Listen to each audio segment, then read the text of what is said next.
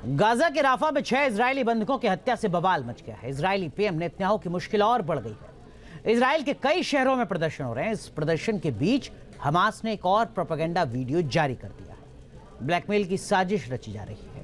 ये रिपोर्ट देखिए।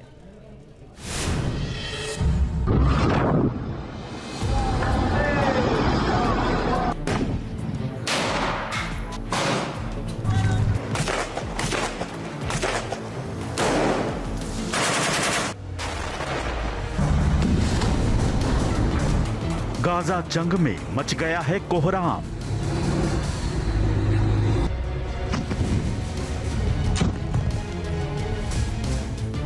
बंधकों की हत्या से इजराइल में आक्रोश का तूफान। हमास ने जारी किया मारे गए बंधकों का नया वीडियो।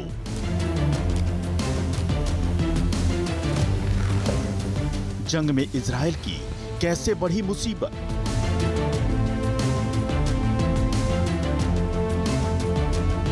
गाजा में इजराइल और हमास के बीच चल रही भीषण जंग में हजारों बेकसूर लोगों की मौत हो चुकी है, लेकिन जंग की आग थमने का नाम नहीं ले रही, बल्कि अब और ज्यादा भयानक हो गई है।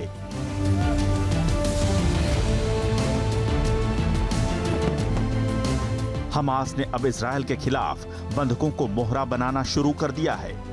इजराइल को ब्लैकमेल करना शुरू कर दिया है। राफा की एक सुरंग से 6 बंधकों के शव बरामद किए गए हैं, जिससे इजराइल में बवाल मचा है। अमेरिका भी सन्न रह गया है।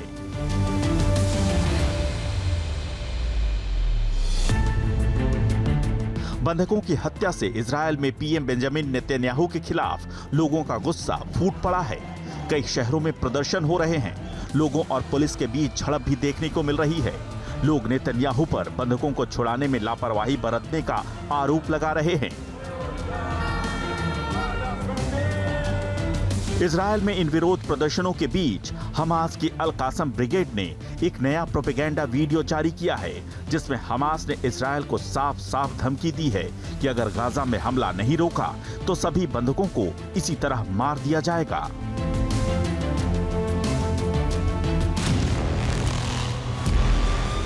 हमास ने उन मारे गए 6 बंधकों में से एक ओरी डेनिनो का वीडियो भी दिखाया है, जिसमें ओरी डेनिनो हमास के चंगुल में आप बीती बता रहे हैं। नेतन्याहू सरकार को कोस रहे हैं, अपील कर रहे हैं कि अगर जल्द उन्हें नहीं छुड़ाया गया तो कोई जीवित नहीं बचेगा।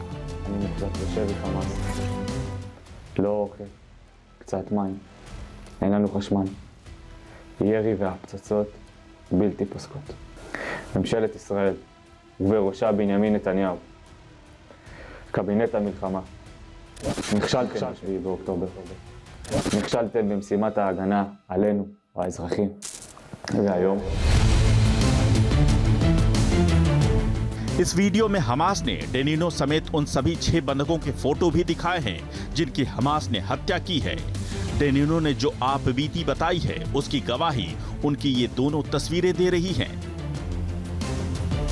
पहली तस्वीर अक्टूबर 2023 की है, जब हमास ने उनका अपहरण किया था, और दूसरी अगस्त 2024 की तस्वीर है जो हमास ने जारी की है।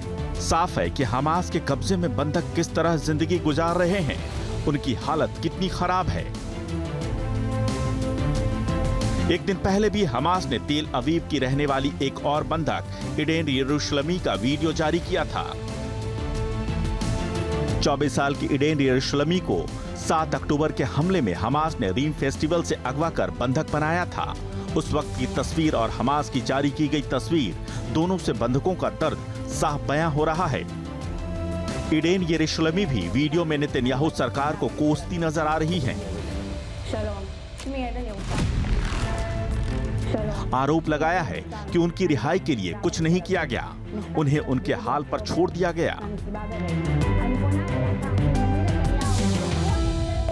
בנימין נתניהו, זה ששחרר מעל 1,000 מחבלים בעסקת שליט. כרגע דורשים פחות מרבע על כל אחד מאיתנו. אני לא מצליחה להבין, אני שווה פחות?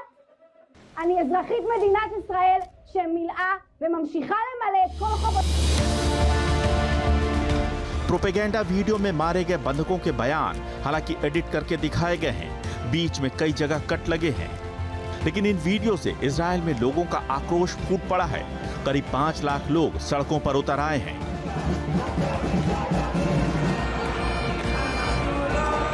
इतना ही नहीं, 6 बंधकों के मारे जाने पर अमेरिकी राष्ट्रपति बाइडेन ने भी नेतन्याहू को कटघरे में खड़ा कर दिया है। राष्ट्रपति बाइडेन ने नेतन्याहू पर बाकी बचे बंधकों की सकुशल घर वापसी के लिए दबाव बढ़ा दिया है। जल्द समाधान खोजने को भी कहा है। लोगों के बढ़ते आक्रोश से हालांकि नेतन्याहू ने बंधकों को नहीं छुड़ा पाने पर परिवारों से माफी मांगी है, लेकिन उनकी मुश्किल ये है कि हमास की कैद में अभी भी 101 बंधक मौजूद हैं और हमास ने जिस तरह से अब बंधकों के जरिए इजराइल को ब्लैकमेल करना शुरू किया है, उससे इजराइल कैसे निपट पाएगा? प्रधानमंत्री बेंजामिन नेतन्याहू के स्वयं के उनके अप्रोच का प्रश्न है, तो जाहिर है कि वो एक हार्ड लाइनर लीडर हैं। वो हमास को कोई बड़ा कंसेशन नहीं देना चाहते और यद्यपि कि उनका विरोध काफ़ी हो रहा है इजराइल के अंदर भी, उनके पूरे हमास के वॉर के अप्रोच को लेकर के बड़ी आलोचनाएं हो रही हैं, लेकिन वो संकल्पबद्ध तरीके से हमास के विरुद्ध बड़े हमले कर रहे हैं और जाहिर है कि वो हमास के पूरे तरीके से खात्मे का जो उनका संकल्प है वो उसी संकल्प के साथ आगे बढ़ रहे हैं।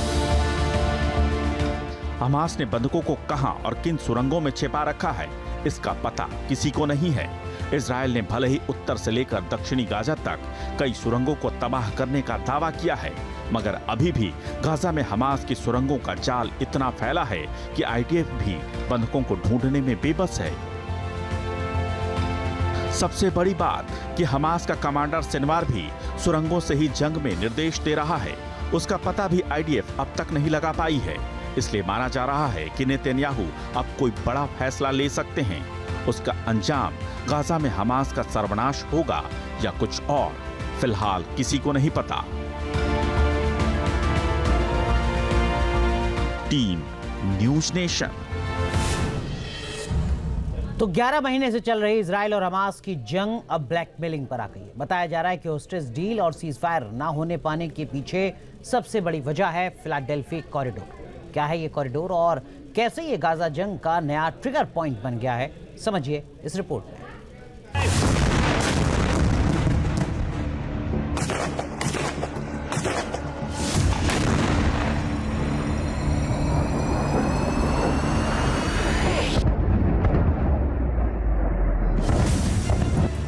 इजराइल और हमास में भीषण संग्राम।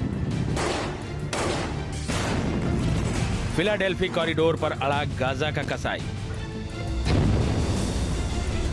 क्या इजराइल करा पाएगा बंधकों की सुरक्षित रिहाई?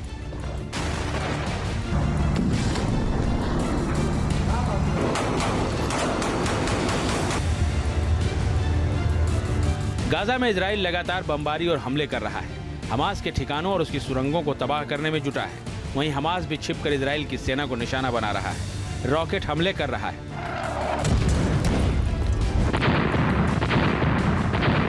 गाजा में चल रही भीषण जंग के बीच इजराइल और हमास में बंधकों को छुड़ाने और सीज फायर पर लंबे समय से बात चल रही है, लेकिन हर बार डील अटक जा रही है। समझौता नहीं हो पाने में अब सबसे बड़ी वजह माना जा रहा है फिलाडेल्फी कॉरिडोर। इजराइल जहां इस फिलाडेल्फी कॉरिडोर पर अपना कब्जा छोड़ने को राजी नहीं है, वहीं हमास बंधकों के जरिए ब्लैकमेल करके यहां से इजराइल को हटाना चाहता है। आपको बताएंगे कि फिलाडेल्फी कॉरिडोर पर इजराइल हमास में क्यों बात नहीं बन पा रही है, लेकिन उससे पहले ये जान लीजिए कि ये कॉरिडोर क्या है और कहां है।